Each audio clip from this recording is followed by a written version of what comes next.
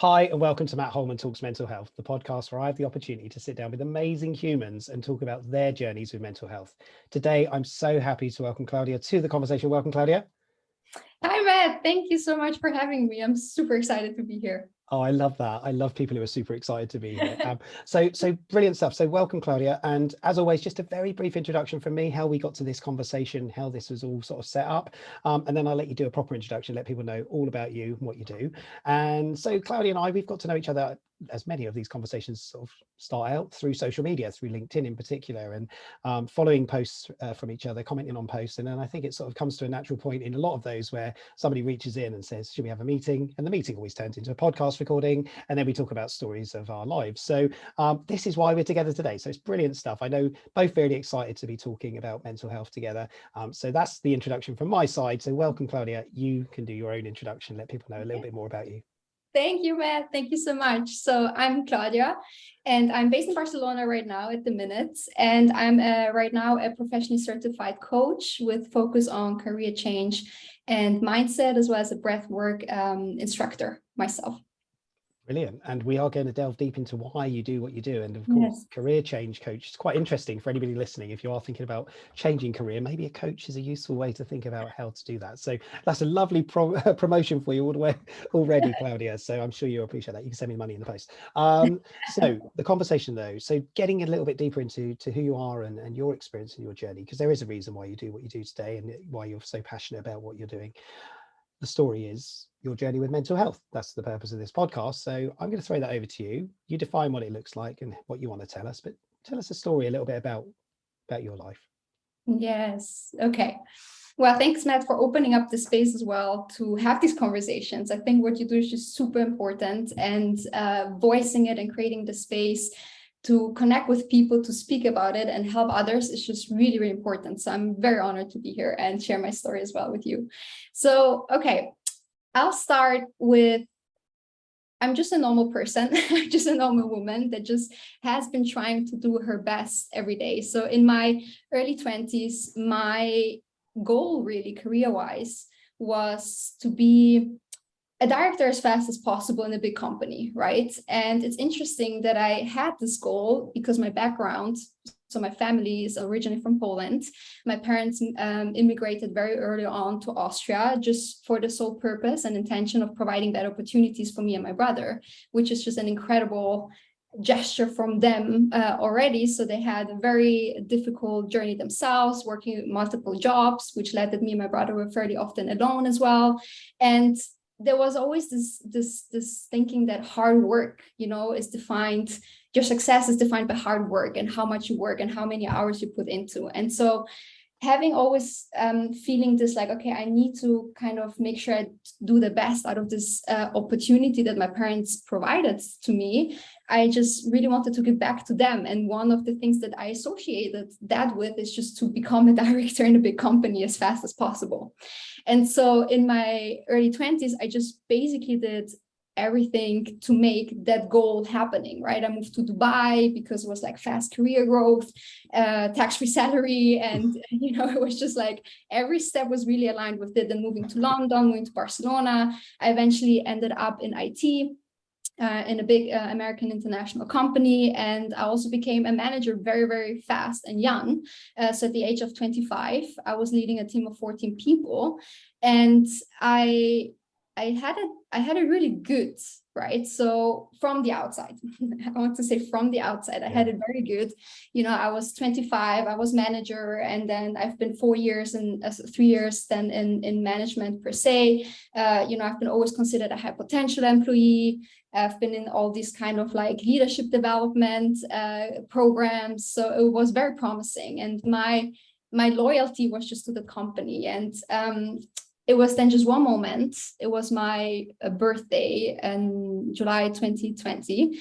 And it was also when the pandemic started. And I think it's a lot of a turning moment for a lot of people that they just start to realize what's happening. And especially during that time, the lines just really blurred. Like I was only working, like there was no question about self-care, selfish. That was my mindset back then.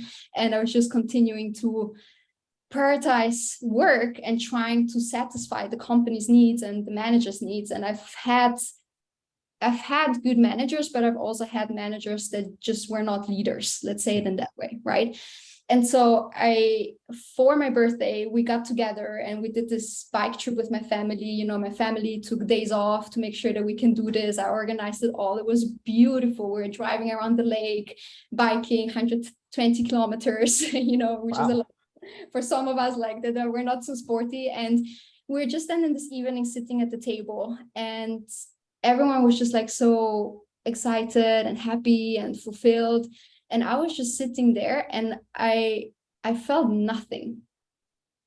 I felt absolutely nothing. And I just still like have this memory in my mind, because it was like, I'm here with the people that I love the most, creating incredible memories.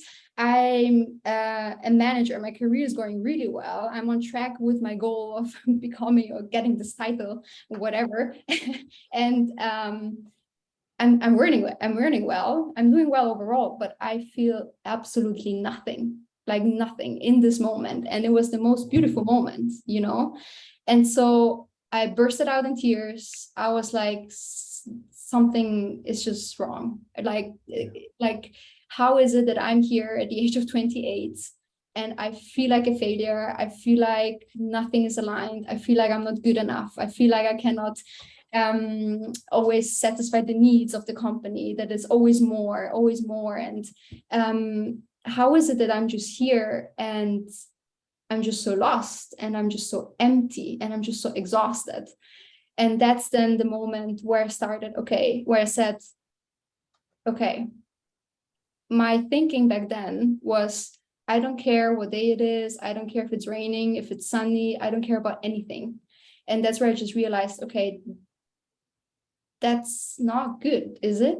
You know, it's not good to feel empty. And I realized then that I've been feeling like that for a long time, actually. And for months, if not even like years. Yeah.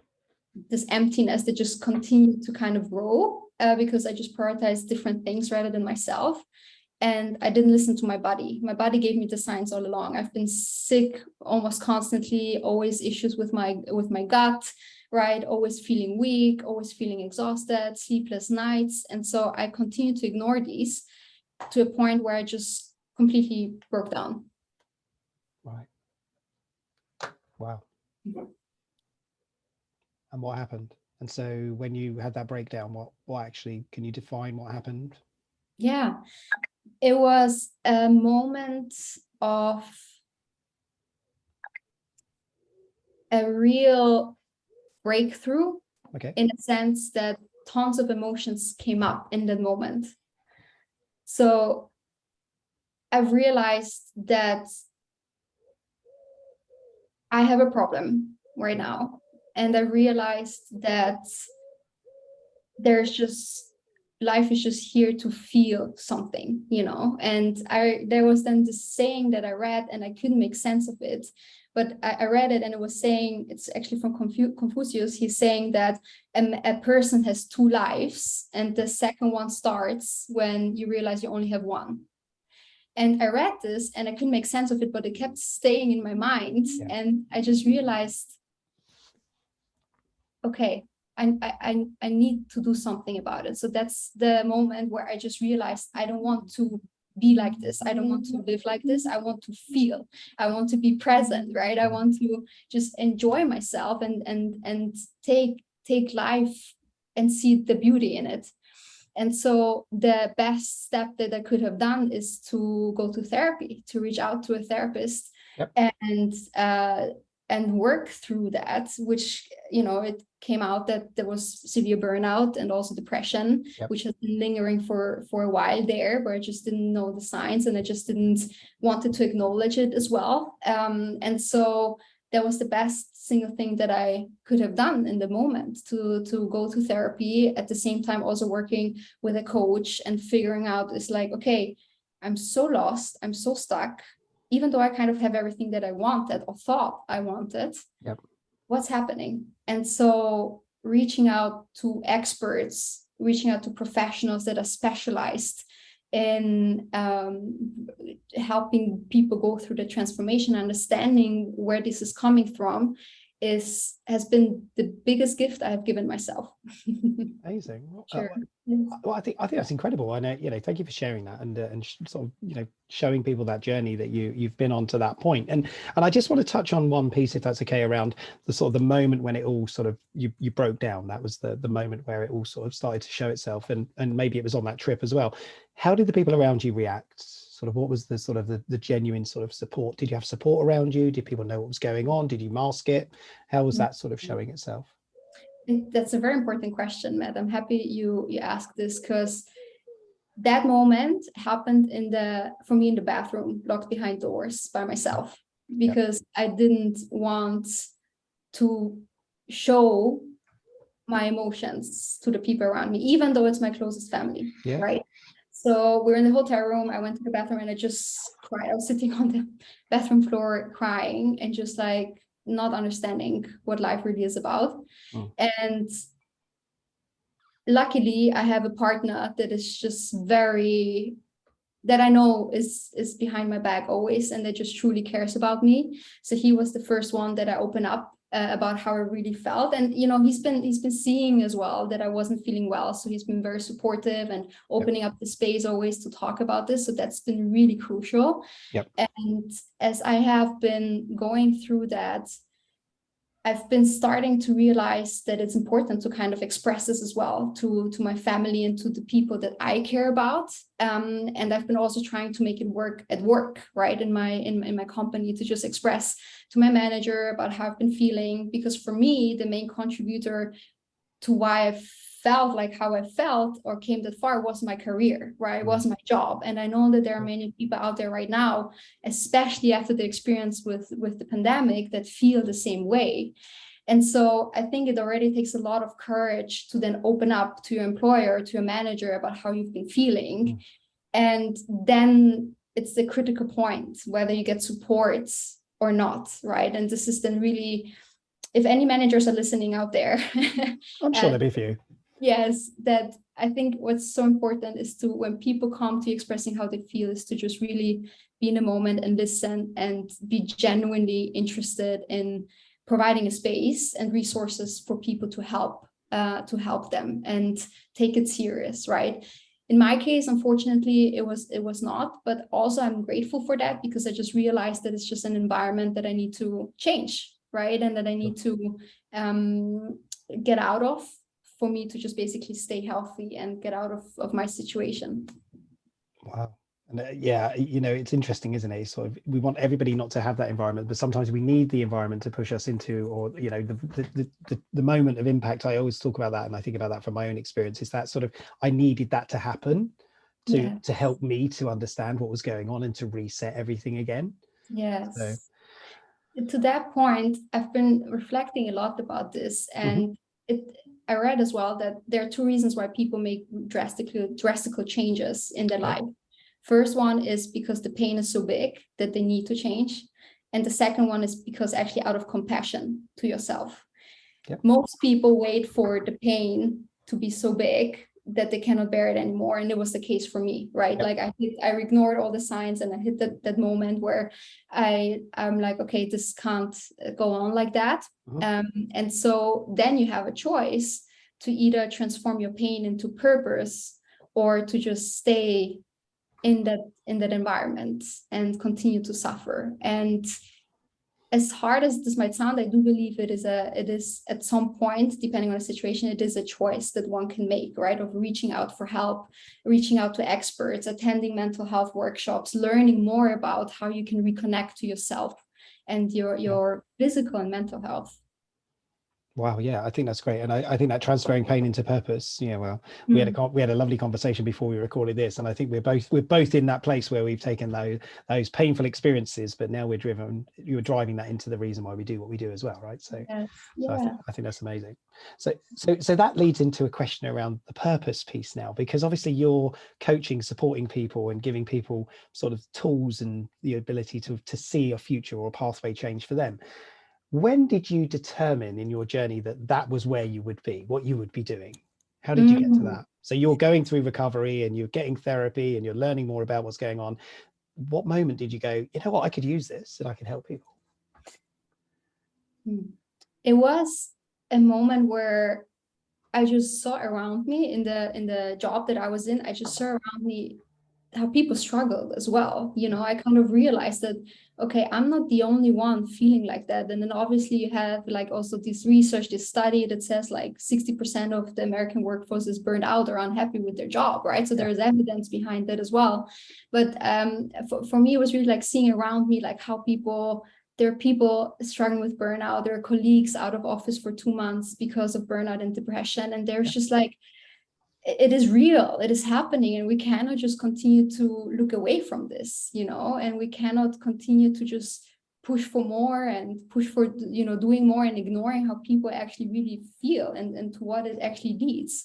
So when I was going through therapy, and by the way, I'm still going through therapy. I think I'm a firm believer that everyone in the world should actually see a therapist or a coach or both. I do both, because there are things in our lives from our past or right now that is just so important to just talk it through with someone that is an expert and they won't judge you for your thoughts or for what you do, right? And so going through that, I realized that one of the things that I was very passionate about, and also what kind of contributed to how I felt, is like I really generally cared about people. And so as a manager, I always prioritized my team's growth, my team's needs, and how they really feel in their health. But, when you are in middle management in a big corporate company, there are just some situations that can go against your values, right? And if you do that for too long, then it can be very frustrating. Yeah. And I realized, okay, I have this strong desire to help others. And what can I do with it, right? So then my intention was really to learn more about myself first. And that's why I started the coaching certification, which then through that journey, I started to realize, actually, wow, I can actually help others with this service because I went through it myself. Yeah. And I have the tools and the strategy to help people to get out of this similar situation, right? And it was just really understanding that we all suffer in a way. And if career is one big part of why you feel the way you feel right now, then I just want people to know that it doesn't have to be like that. Like there is no company and no manager that is worth your mental health and your physical health. So it is your decision to do something about it. So do something about it, because life is just like, you're meant to feel good every day, right? You're meant to enjoy what you do. I think so. I think we're all entitled to feel good every day if we can find a way to that, right? Yes.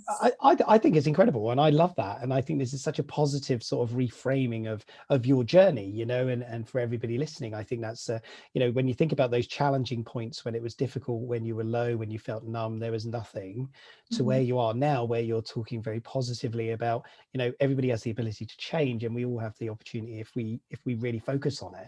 It's difficult, isn't it? Because there's a lot of people out there who are in exactly the point where you were, and and where I was in a role. How do you reach into those people? How do they know that they need help or support? What can we do better? It's a powerful question. I truly believe that everyone has something deep in their gut and in their heart that tells them that there is something that they have in them that will help others. I truly believe that when we reconnect to our body and when we reconnect to our heart and to our soul's calling, then we all have kind of a story or a voice or like an idea that contributes to create a better world, as weird as this might sound, I really believe that all of us have kind of a purpose, and it's just like about seeing that you are worthy of pursuing that idea or that aspiration that you have. And I realized that this was a big one for me that I worked through, that it's a lot, and that I see with my clients as well a lot, that that self-worth piece, or like oftentimes, and in my career, I determined my self-worth to what my manager thinks about me, to the salary increase that I get, right? To external things, right? That validate me, who I am as a person. But the real piece is when you start to realize that you are your own authority. It's not your parents anymore. It's not your professors. It's not your manager. It's not your companies. Like, you are your own authority. So be kind to yourself and allow yourself and give yourself permission to just live the life that you want to live. And doesn't matter what crazy aspirations you have. I have one to open once a dog shelter, I know it's going to happen. Yeah, I know it's going to happen, but let's see when. But it's just like, reconnect to yourself and reconnect to your heart, and just know that if I went through it, you're a great example, Matt, as well, where you turned pain into purpose and just create this beautiful space and make an impact on people, then there's nothing special about me. And no offense, there's nothing special about you, right? It's not like we were born. No, but it's not like we were born, right? It's not like we were born with like, oh, we have all these amazing skills and qualities. No, we developed it, and we made something out of it to give back to the world. And so I just want people to know that, or have a sense of hope, like if it's possible for normal people like you and me, it's also possible for you, for when you feel this. And so just allow yourself to reach out to someone that can just help you and support you get to that point where you want to get to. You know what, I'm absolutely loving everything you're saying, because I think it's so valuable. And I think, you're absolutely right. We are not special. We are just normal. We are just everyday people who, that's why I created this podcast like this, is because I want normal, everyday people to come on and talk about their own journey and their experiences and their perspective, which is so valuable. And I just think it's so positive, to take a journey of something that's been difficult, to take it into a very positive perspective. And I know you're very much about sort of positive mindset and all those things, which is fantastic. I do want to ask another question, actually, because obviously therapy is a big part of your journey, and talking to others and coaching as well. But what else do you do? Self-care is a big part of this, right? You've just mentioned that as well in that last piece. Your self-care, what do you do to take care of yourself now? And has it changed since those days of corporate versus Claudia being her own business? 100%, 100% it has changed. And, one of the reasons as well why I started my own business was to actually give myself the space to heal, and to go, to heal also from some other things from the past, some other traumas, but at the same time to just give myself the space for self-care. And right now it's changed immensely. It's my priority right now. So there's a huge mindset shift that happened, that self-care is not selfish, right? That it's the best thing you can do for yourself and for the others around you. And so for me, the biggest thing was to really reconnect to my body and to get to know my body, right? Like I'm a believer that physical symptoms are partly also because of emotional roots. So there are some things that our body stores that we just need to work through.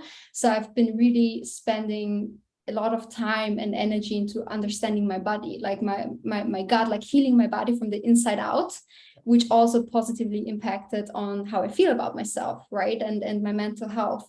And so obviously exercise, nutrition, very important. I really reduced alcohol consumption as well, right? So the one advice that I also have to people is just become an awareness fanatic, a self-awareness fanatic, like get to know you, like what does you well when you eat something, how do you feel afterwards, right? Because your body gives you signs all along, and the more you're connected with your body and the more you see it not as an enemy, which I have done in the past, but as a vessel of you actually being here and experiencing these beautiful things, you got to treat it with respect, right? And you got to treat it with love as well. And so connecting with your body through sports, through nutrition, through meditation, journaling is a big part of my daily exercise. So there's one tip that I can also give to people is journaling while listening to binaural beats. So they're on Spotify there. If you type in binaural beats, the binaural beats are basically here to stimulate both sides of the brain, the left and the right side, the logical and the creative, to process emotions more and better. And so when you journal, put in binaural beats and journal for 20 minutes and then sit with that music for 20 minutes. I've been doing this every day for months, and it's been an incredible tool as well. So yeah, tons of things. I think at the end, everyone has to really learn about themselves, what does them well and what helps them to just really feel better. I love that. And you know what? I've not heard of binaural beats, and I'm going to go and search on that, and I'm going to go Yes. and try it, because I have a list of things every time somebody says something new I've not learned about or I've never heard about. I have to write on there. So hence the reason I reached over for anybody that was watching me. It wasn't being rude. It was just I needed to write that on my list of things to go and Perfect. check out. But I think that's so fascinating. So here's a big question for you then. So you're dealing with people who have limited amounts of time and really they're Yes. struggling because they're on the verge of burnout. They're working harder. The expectations of the workplace have got so high. How can we do all these things, Claudia, when we don't have time? Yes, and that's one of the topics that we definitely work through with my clients as well. Yeah. And honestly, I'm not telling my clients you got to do this and schedule it and do it. There needs to be a deep inner mindset shift and feeling happening that this is important for you and that this means something to you, right? Yeah. So I think one of the things for people to ask themselves is like, okay, what is really, how do you want to feel in the future, right? It's not like this questions like, who do you want, like, what do you want to do in 5 years, but how do you want to feel in your future? Like, how do you want to feel as a future self? And so when you connect to that feeling that you want to feel, you don't have anxiety anymore, right? You don't want to feel like depressed every day. You want to feel elevated. You want to feel joyful. You want to feel hopeful. Yeah. Then that vision drives the actions for you to prioritize yourself, right? So I think that this is an internal shift that needs to happen. At the same time, a more practical thing as well is like just take 1 hour of the day and give yourself permission to do something that just makes you feel happy, right? And obviously it's not about doing 3 hours of deep self inner work. If you can do this, then please do it, but just 1 hour, do something that makes you feel happy, and that would just be the best investment of the time that you can do, especially after a stressful day. Brilliant. And that links in so nicely to like the mental health first aid training that we deliver. And the thing at the end of the first day is we always ask people to do a happiness hour, which is exactly what you're talking about, really. So it's so important, but this self-care element becomes such a critical point. We are coming right to the end. I do have one final question for you, Claudia, if that's okay, and then I'll let you tell us anything else you want to tell us, of course, as well. But it's about you now. How do you feel about your moment now in your journey? How do you feel right now? Yes. And I'm going to be honest and real here. I do have moments, especially as an entrepreneur, when I quit corporate in January to fully focus on my mission, on helping others. There have been moments where it's been hard, and there have been moments where I was depressed, right? And there have been moments that there are just huge growth and journeys. The big difference now is that I know how to deal with it. And that's thanks to all the work that has been happened prior. So the thing that maybe inspires others to take action on is like, you plant seeds. Like whenever you work on yourself and do the deep inner work and you reach out for help, you plant seeds along the way that at some point when you have a difficult moment, which in life will happen, all right, you just know how to deal with it. You just know what you have to do for your soul, for your body, for your mind, to be able to move it through, right? And to not stay stuck in it. So I feel really good. I feel excited about what I'm doing. I feel excited about the progress that my clients are making. And I know that there's more to do. And I'm just feeling hopeful. And this is just so, I'm so proud of that. I have to say as well that I feel all these emotions, right? Like I feel something, and I really prefer to feel all the range of emotions than just be like a zombie not feeling anything on a daily basis. So everyone can get there. Everyone can get there. So this is just a blush of hope for everyone that it is possible. Yeah. Excellent. Well, splash of hope. We'll all take the hope. Hope's a big part of mental health as well. So, we always retain hope that, things can improve, things can change. Claudia, it's been lovely listening to you talk about your story, your journey, and the things that you're doing, the work that you're doing as well, of course. How can people find you? Just do you want to throw that out there? Where can they find you? Yes, obviously. So LinkedIn, Claudia and Warias. Also, I'm on Instagram, claudia.warias, and my website, which is claudiawarias.com. So I'd love for people to reach out. There is space for you to, non-judgmental space for you to express how you're feeling.